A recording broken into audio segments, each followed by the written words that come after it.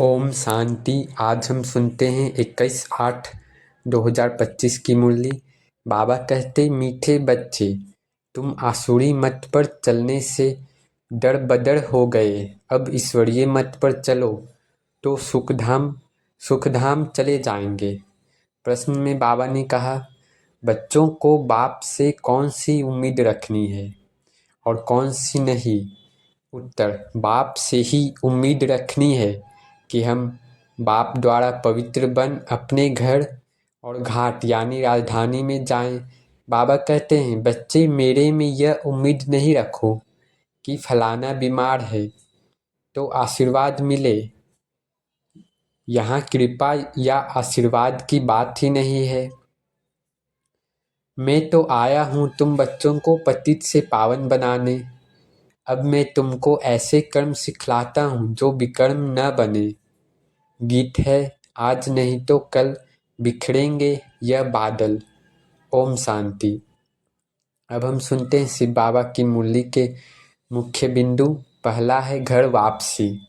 बाबा कहते हैं, बच्चों, तुम सब आत्माएं बहुत जन्मों से घर भूल चुकी हो।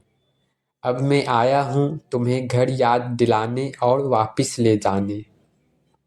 दूसरा, श्रीमत बनाम आसुरी मत। अब तक मनुष्य आसुरी मत पर चलते आए और दुख पाते रहे। अब तुम बच्चों को श्रीमत मिली है। श्रीमत पर चलने से ही सच्चा सुखधाम मिलेगा। तीसरा, कर्म, अकर्म और विकर्म। सतयुग में आत्माएं पवित्र होती हैं। वहाँ के कर्म अकर्म कहलाते हैं। रावण राज्य में विकर्म होते हैं। अब बाबा सिखा रहे हैं कैसे हर कर्म को श्रेष्ठ बनाया जाए।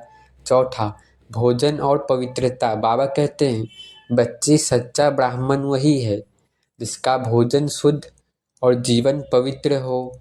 गृहस्थ व्यवहार में रहते हुए भी पवित्र रहो, यही तुम्हारी शक्ति है। पांचवा, आशीर्वाद नहीं मार्गदर्शन है। बाबा आशीर्वाद नहीं देते बल्कि रास्ता बताते हैं, मार्गदर्शन है। कहते हैं, बच्चे, मुझे याद करो, विकर्म विनाश होंगे। ज्ञान और योग बल से ही तुम पावन बन सकते हो। छठा, बेहद का वैराग्य।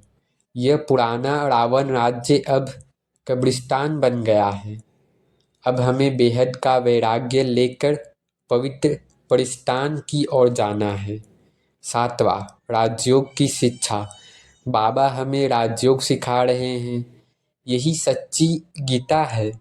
राजयोग से हम 21 जन्मों के लिए राजाई प्राप्त करेंगे। आठवां, भाई भाई की दृष्टि। हम सब आत्माएं भाई भाई हैं।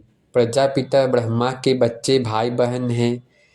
इस समझ से ही आपसी लड़ाई झगड़ा खत्म होता है। नौवां, स्वदर्शन चक्रधारी। बाबा ने हमें 84 जन्मों का ज्ञान दिया है, तो हमें याद रखना है हम आत्माएं स्वदर्शन चक्रधारी हैं। 10वां, मुख्य पढ़ाई। बाबा की शिक्षा बहुत सहज है। अपने को आत्मा समझो, बाबा को याद करो, दैवी गुण धारण करो और विकार से दूर रहो। समापन। तो प्यारे बच्चों, आज का पाठ यही है, आत्म अभिमानी बनो, श्रीमत पर चलो और बाबा को याद कर स्वर्ग की राजधानी के अधिकारी बनो। अच्छा, ओम शांति। रूहानी बच्चों को अच्छा, मीठे मीठे रूहानी ब्रह्मा मुख वंशावली ब्राह्मण कुलभूषण, यह देवताओं से भी उच्च कुल है। तुम भारत की बहुत उच्च सेवा करते हो। तुम भारत की बहुत उच्च सेवा करते हो। अभी फिर तुम पूज्य बन जाएंगे। अब पुजारी को पूज्य कौड़ी से हीरे जैसा बना रहे हैं। ऐसे रूहानी बच्चों प्रति माता पिता बाप दादा का याद प्यार और गुड मॉर्निंग। रूहानी बाप की रूहानी बच्चों को नमस्ते। धारणा के लिए मुख्य सार। बाबा कहते, श्रीमत पर अब हर कर्म श्रेष्ठ करना है, किसी को भी दुख नहीं देना है, दैवी गुण धारण करने हैं, बाप के डायरेक्शन पर ही चलना है। दूसरा, सदैव हर्षित रहने के लिए सुदर्शन चक्रधारी बनना है, कभी लून पानी नहीं होना है, सबको बाप का परिचय देना है, बहुत बहुत मीठा बनना है। वरदान है, मान मांगने के बजाय सबको मान देने वाले सदा निष्काम योगी भव। मान मांगने के बजाय सबको मान देने वाले सदा निष्काम योगी भव। बाबा कहते, आपको कोई मान दे, माने व न माने, लेकिन आप उसको मीठा भाई मीठी बहन मानते हुए सदा सम्मान में रह स्नेही दृष्टि से, स्नेह की वृत्ति से आत्मिक मान देते चलो। यह मान देवे तो मैं मान दूं, यह भी रॉयल भिखारीपन है। यह मान देवे तो मैं मान दूं, यह भी रॉयल भिखारीपन है। इसमें निष्काम योगी बनूं, रूहानी स्नेह की वर्षा से दुश्मन को भी दोस्त बना दो। आपके सामने कोई पत्थर भी फेंके तो भी आप उसे रत्न दो, क्योंकि आप रत्नागर बाप के बच्चे हो। स्लोगन है, विश्व का नवनिर्माण करने के लिए दो शब्द याद रखो, निमित्त और निर्माण। विश्व का नवनिर्माण करने के लिए दो शब्द हमेशा याद रखना है, निमित्त और निर्माण। अव्यक्त इशारे हैं, सहज योगी बनना है तो परमात्म प्यार के अनुभवी बनो। सेवा में सफलता का मुख्य साधन है त्याग और तपस्या।